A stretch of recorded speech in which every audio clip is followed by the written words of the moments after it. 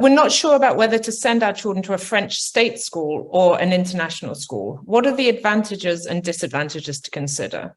This is a really common question as well that we are asked, and we actually have something we call the 3 C's, which are 3 considerations that you want to take into account if you're looking at either a public French state school or a private school.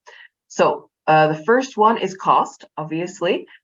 This is a really important factor for families to consider. Most state schools are free, whereas private schools do entail a cost. So that's something that many families take into consideration when making their decision process. The second C is curriculum, and I talk about curriculum a lot because it is one of the main differences.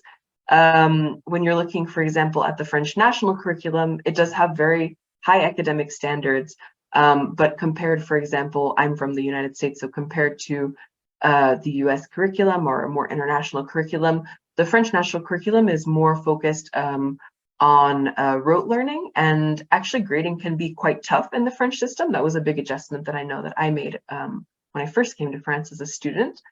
Whereas the international curriculum, such as the IB, it's quite inquiry based, so it's more less focused on the grading aspect and more focused on building the curiosity and inquiry of the students. So it's more project based, for example, which can be more individualized as far as the education.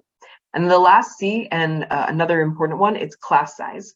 So actually, having been a teacher previously in a French public school, I can tell you the class sizes can be quite large at times, depending on the school. So I had classes of up to 40 students. And so when you compare that to a school like ICS Paris, where the classes are maxed at 20 and the groups for English and math and French are much smaller, you can have a much more individualized learning experience.